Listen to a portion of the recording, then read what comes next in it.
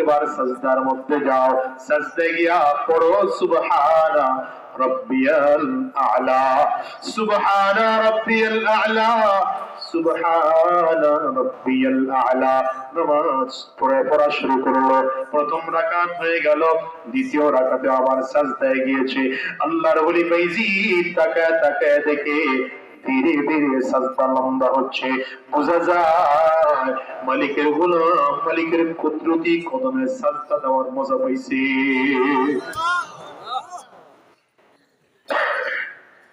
মহিলার রুম থেকে বের হয়ে গেলেন বাইজি রুস্তামি।